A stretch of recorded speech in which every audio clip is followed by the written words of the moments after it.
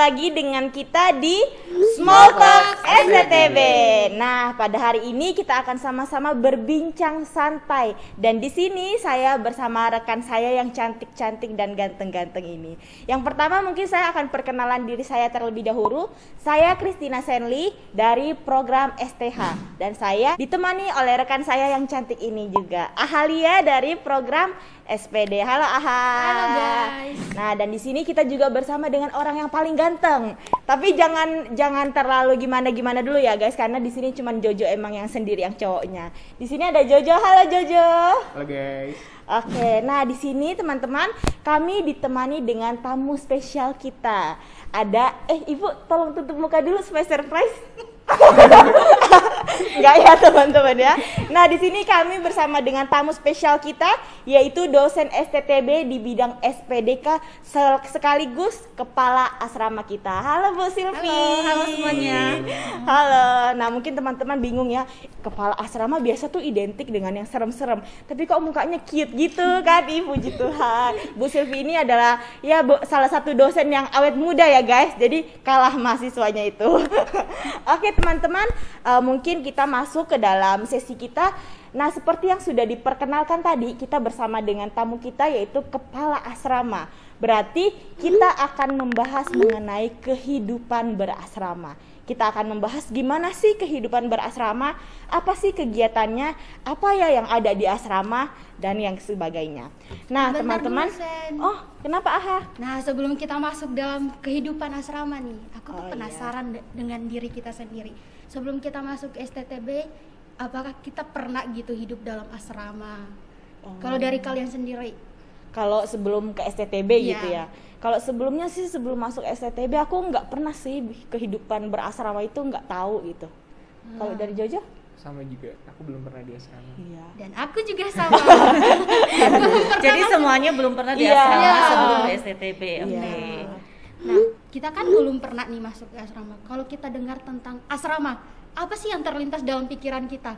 Nah kalau dari aku sendiri ketat, bukan pakaiannya yang ketat ya guys, tapi peraturannya yang ketat. iya. Kalau dari sendiri?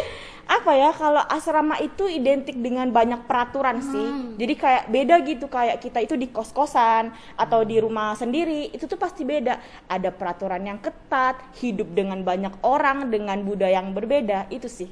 Ya, Kalau kalau dari dari Jojo? Kalau aku mungkin menantang ya. Wah, menantang.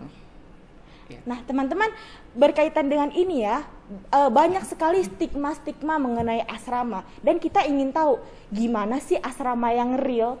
STTB itu asramanya itu kayak gimana? Apakah seperti itu? Dan mungkin kita pas nonton video ini kita bingung, kenapa ya harus asrama?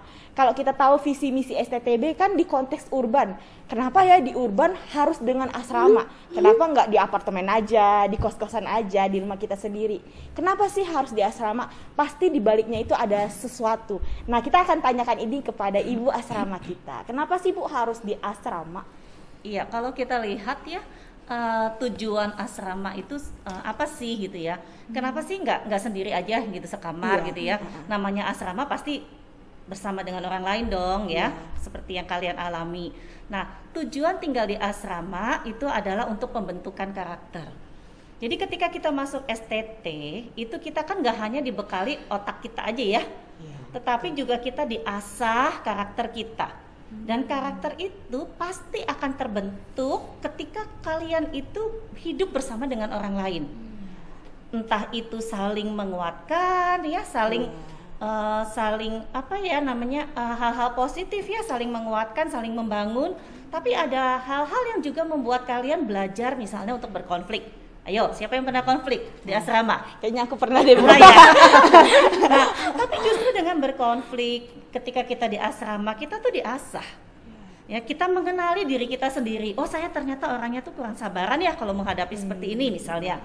Dan kita juga semakin memahami orang lain ketika kita di asrama. Dan juga dengan aturan-aturan yang tadi Ahalia bilang ya, ketat gitu ya aturannya ya. Nah, kenapa sih perlu ada aturan-aturan? Sekali lagi karena kita tinggal bersama. Ya, misalnya hal contoh aja, hal sederhana. Makan jam berapa? Kalau waktu di rumah, mungkin saya suka-suka lah bisa makan jam 9 pagi ya. Kamu biasa makan jam berapa di rumah? jam 8. Jam 8. Kamu Jo? Sebangunnya. Bangunnya Kalau bangun, fleksibel. iya. Ya, fleksibel. Stanley? Kalau bangun sih, Bu. Kalau bangun gitu ya, kalau enggak mimpi makanya. Nah, tapi ketika di asrama kita nggak bisa dong seperti itu.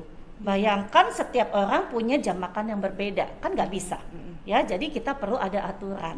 Nah, seperti itu. Jadi pembentukan disiplin, pembentukan karakter, dan itu tuh akan kepake sekali ketika kamu melayani baik di sekolah maupun di gereja. Ya, bayangin kamu kebaktian jam berapa, suka-suka kamu gitu ya, bangunnya jam berapa, kan nggak bisa gitu. Jadi itu gunanya kenapa kita hidup berkomunitas, kita saling menguatkan, kita mengenal diri, kita mengenal orang lain, saling membangun dan bertumbuh bersama ya. Oh mungkin ini juga ya Bu, kenapa sih asrama STTB itu terdiri dari 4 orang. Jadi kayak, oh ini tingkat yang atas nih, tingkat kedua, tingkat ketiga, dan tingkat keempat. Jadi di asrama STTB itu kayak bertingkat-tingkat. Ternyata dari situ kita juga belajar kalau, oh dari kakak tingkat kita belajar ini, dari adik tingkat kita belajar ini. Dan kamu juga belajar berelasi loh dengan orang yang usianya berbeda-beda ya. Ketika siapa di sini yang jadi ketua kamar? Kami Kalian semua ya. Nah, bagaimana sih berelasi dengan kakak tingkat? Bagaimana sih berelasi dengan adik tingkat gitu ya. Nah, kita belajar. Nah, itu gunanya apa? Ketika kamu di gereja, ketika kamu di sekolah, kamu kan berelasi dengan segala usia, segala latar belakang. Jadi itu asrama tuh kayak miniatur pelayananmu nanti gitu. Ya, seperti itu. Mungkin bisa juga sebagai latihan penggembalaan ya di kamar. Betul sekali. Ketika ada anggota kamarmu yang sakit, ketika anggota kamarmu misalnya, kok biasanya ribut sekarang pendiam, ada apa sih? Kamu memperhatikan, belajar, ya belajar memperhatikan orang lain. Nah, jadi challenge-nya apa nih? Pengalaman kalian hampir 2 tahun ya. Challenge-nya apa untuk tinggal bersama? Ada nggak hal-hal yang pernah kamu alami gitu? Hal sederhana mungkin, yang sebelumnya nggak pernah dialami gitu. Mungkin dari saya ya Bu. Saya itu kan kalau di rumah itu anak pertama. Jadi ya anak pertama, jadi punya adik. Kalau di asrama itu saya belajar kalau oh ternyata saya punya orang yang lebih dewasa dari saya. Dan dia juga berasal dari budaya yang berbeda. Kalau di rumah kan kita udah tahu nih kebiasaan dia kayak gini, kebiasaan dia kayak gini. Tapi di asrama itu saya mendapat tantangan kalau oh saya harus belajar untuk menyesuaikan. Saya harus belajar untuk paham oh satu dengan yang lain itu beda. Mungkin itu sih Bu dari saya. Berbeda ya. Iya. Terus Kalau dari saya Bu, ketika ngalamin di asrama sendiri, apalagi jadi ketua kamar ya, itu satu hal yang kayak tanggung jawab tersendiri untuk bagaimana komunikasi antara kakak tingkat sama adik tingkat. Apalagi kalau dalam kebiasaan misalnya kan saya suka kayak ruangan itu bersih. Terus sendal itu nggak boleh yang berserakan gitu. Nah itu kayak komunikasi sama mereka berdua, kan kami bertiga di dalam kamar. Jadi komunikasi sama mereka itu biar rumah kita aman, rumah kita nyaman. Terus kayak ada tamu kan, seringkali ada tamu dari tetangga-tetangga. Jadi ya lebih mempersiapkan kamar kita tuh bersih. Nah dari situ kan kayak ada yang sukanya kayak berantakan, ada yang sukanya kayak lebih bersih dan rapi. Itu sih challenge yang sebagai kakak kamar gitu atau ketua kamar. Jadi bagaimana mengkomunikasikan mengkomunikasikan. Jadi buat saya ya sandal itu tempatnya di mana kaki saya terakhir melangkah gitu ya. Tapi ada yang tempat sandal tuh harus di sini. Nah, bagaimana kita mengkomunikasikan? Kelihatannya sepele ya, cuma sandal ya. Tapi itu bisa jadi konflik loh. Kalau kamu Jo, pernah ngalami apa? Mungkin yang saya alami soal cara belajar ya. Cara belajar. Ada orang yang benar-benar harus sunyi ngerjain tugas, baru muncul ide-ide. Tapi ada orang yang lebih harus ada musiknya gitu, pasang musik di laptop. Nah mungkin itu sih yang sering jadi konflik. Nah itu juga ya kelihatannya sederhana ya. Cuma kita juga dituntut kreatif loh seperti itu. Ya hal sederhana. Jadi misalnya saya nggak bisa belajar nih kalau nggak ada musik. Sementara teman saya harus sunyi senyap gitu. Gimana caranya ya? Ya pakai headphone lah misalnya. Nah itu kan jadi hal kreatif, hal sederhana, tapi itu juga jadi challenge. Dan kalau kita nggak memanage dengan baik, itu bisa jadi konflik. Iya, benar sekali. Nah, Berarti kita cukup banyak ya belajar, ada pembentukan karakter, gimana kita caranya berkomunikasi dengan sopan itu sama orang itu gimana, terus cara kita menyuarakan pendapat kita gimana. Nah teman-teman, mungkin dari yang apa yang kita dapatkan challenge gitu, mungkin ada yang penasaran, kira-kira kalau di asrama nih, apalagi asrama seminari, itu ngapain aja sih? Apakah itu baca Alkitab terus gitu kan identik dengan sekolah Alkitab kan, jadi kayak apakah itu baca Alkitab terus, jadi nyanyi-nyanyi terus pujian terus, renungan terus, apakah seperti itu? Mungkin dari Bu Silvi gimana Bu peraturannya di asrama? Mari kita mulai dari pagi. Iya, dari pagi. Pagi lonceng akan dibunyikan ya oleh ketua asrama, ketua lorong ya. Jam berapa bisa jam? Jam 6? Iya, jam 6 pagi. Ya, jam 6 pagi lonceng dibunyikan dan semua harus berkumpul untuk doa pagi ya. Doa pagi hanya sebentar, sekitar 5 menit ya, 5-10 menit. Setelah itu mahasiswa dipersilakan untuk mengambil waktu dan tempat sendiri-sendiri untuk bersaat teduh. Nah, setelah saat teduh selesai, baru aktivitas yang lain dimulai ya, dari makan pagi, ada jamnya ya. Makan pagi, lalu mandi mah nggak ada jamnya lah ya. Nah, jadi makan pagi, mandi, persiapan, intinya persiapan untuk kuliah. Lalu kuliah sampai siang. Ada makan siang bersama-sama ya. Makan siang bersama-sama di lantai 7. Setelah itu kalian lanjut kuliah. Dan berakhir kuliah terakhir jam berapa? Biasa jam 4:30-5 sore. Jam 4 atau 4:30 lalu dilanjutkan dengan kapel ya. Setelah itu makan malam dan aktivitas akademik selesai di situ. Setelah selesai makan malam lalu kalian mulai dengan piket-piket ya. Piketnya coba ada apa aja? Biasa ada piket kamar mandi, piket sekalian kamar pembaptisan, mandi. Bu. Pembaptisan. Sekalian siram-siram Siram-siraman. air ya. Jadi ada piket kamar mandi, lalu ada Piket piring. Dapur Iya, ya, cuci piket, piring, piket dapur, piket Galon, kebersihan ya. iya. Galon, ngangkut galon, ya, Aquaman. Jadi galon kosong diturunkan, ambil lagi galon isi dan sebagainya ya. Terus juga latihan persiapan kapel, tugas kelompok dan lain-lain. Jadi kalau belum lagi di kamar ya. Kamar memang lebih fleksibel, tapi ada doa bersama di kamar, bisa sharing di kamar dan sebagainya. Jadi kalau dibilang penuh, iya penuh. Dan ini juga dituntut bagaimana kita bisa memanage waktu untuk diri kita sendiri juga, ya, dan waktu untuk mengerjakan tugas dan sebagainya. Ya, ada juga persekutuan asrama ya, tapi itu juga enggak setiap hari pastinya. Nah, mungkin dari situ ya teman-teman kita belajar kalau ternyata asrama itu enggak identik dengan yang harus baca Alkitab terus dari pagi sampai malam, enggak. Tapi kita itu juga ternyata banyak kegiatan yang menolong pertumbuhan kita, yang menolong kedewasaan kita, kayak life skill juga. Iya, betul sekali. Life skill ya. Gimana caranya ganti bola lampu? Dulu nggak pernah tuh di rumah. Iya, jadi banyak banget teman-teman yang bisa kita pelajari. Dan teman-teman, menurut pengalaman saya sendiri ya, kayak di asrama itu banyak banget fasilitas yang mendukung saya.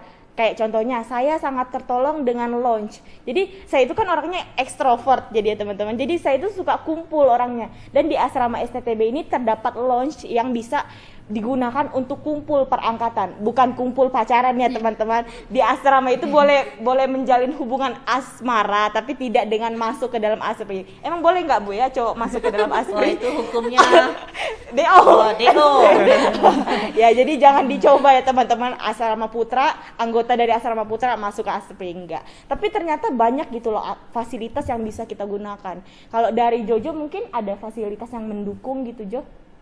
Karena saya orangnya malam ya, buat tugasnya malam. Kadang kebantu sama ada lampu kecil. Lampu belajar. Memang lampu utama harus sudah mati kan.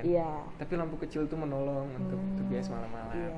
Ya, jadi di kamar ada lampu di meja belajar. Jadi kalau memang udah jam tidur ya, semuanya sudah tidur, yang masih memerlukan silakan gitu ya. Kayak di pesawat gitu loh, gelap terus pakai lampu ya. Iya, jadi banyak banget gitu ya. Jadi diingatkan juga kalau kita itu ternyata punya peraturan untuk mematikan lampu. Jadi kita itu diajar untuk taat sama peraturan. Jadi selagi kalau emang kita mau belajar, ya kita disediakan fasilitas yaitu lampu belajar. Kalau dari AHA sendiri apa? fasilitas yang Iya, mendukung. yang mendukung. Kalau saya sih lebih sama kayak Jojo ya, karena orang introvert. Jadi lebih senangnya di kamar, terus kayak matiin lampu. Lebih senang belajar yang kayak pakai hanya lampu belajar doang, nggak pakai lampu yang umum di kamar gitu. Oke, berarti banyak banget fasilitas yang mungkin nggak kita sebutkan, tapi itu tuh menolong pribadi kita untuk bertumbuh. Nah teman-teman, sudah sekian banyak yang kita bahas, jadi kita tuh kayak ada before afternya gitu, pandangan kita sebelum masuk dan sesudah masuk.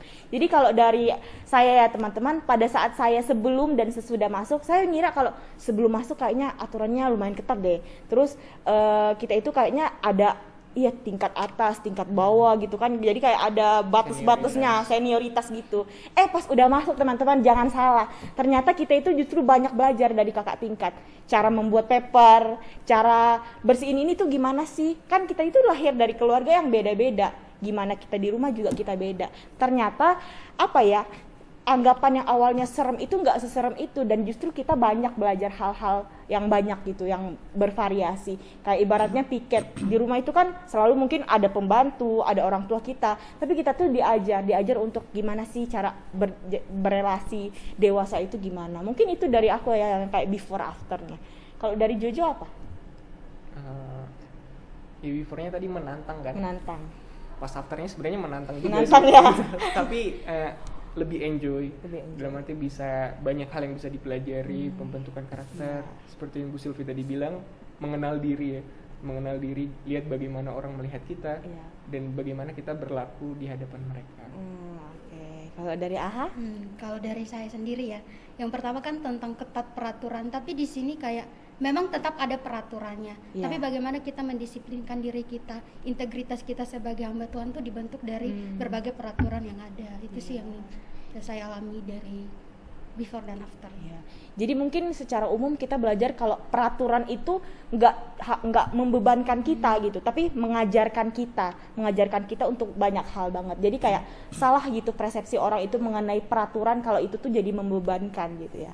Nah mungkin ini perbincangan singkat dari kita. Mungkin kita mau denger ya, apa sih closing statement dari kepala asrama kita? Ya oke. Sebelumnya mungkin saya tambahkan sedikit ya tentang apa sih yang ada di asrama STTB ya. Tadi kelupaan kayaknya.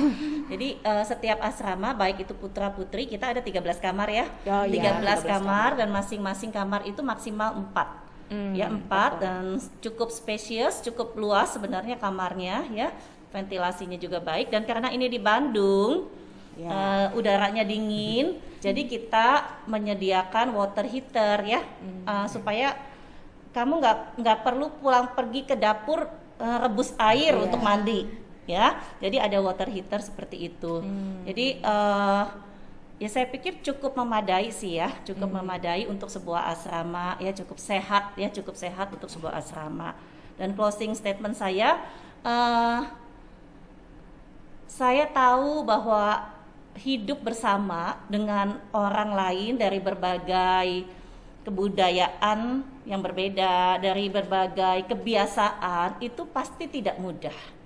Ya, pasti ada saat-saat di mana kita akan bete, kita akan jengkel gitu ya, rasanya pingin pulang, itu hal yang wajar gitu ya. Tapi saya pikir kalau itu semua dijalani dan dimaknai dengan benar, itu akan menjadi sarana pembentukan karakter yang baik gitu ya, karakter Kristus, dan itu akan menjadi pemerlengkapan mahasiswa untuk terjun ke dalam bidang pelayanan nantinya. Berbagai bidang itu kita dibentuk melalui kehidupan di asrama. Jadi jalani kehidupan di asrama dengan pemahaman yang benar, pemaknaan yang benar. Ya, itu aja. Oke, terima kasih Bu Sylvie. Jadi kayak kita banyak ya belajar hal. Mungkin teman-teman yang nonton juga jadi tahu, oh ternyata ini loh real kehidupan asrama. Jadi bagi teman-teman yang tertarik untuk masuk ke STTB, nanti kita akan bertemu bersama-sama di asrama, baik yang Aspra maupun Aspri. Nah teman-teman, mungkin sampai di sini saja perbincangan Small Talks kita. Kita akan bertemu lagi di Small Talk selanjutnya nanti. Baiklah, mungkin dari saya mengucapkan terima kasih, dan teman-teman kami juga mengucapkan Tuhan Yesus memberkati. Bye-bye.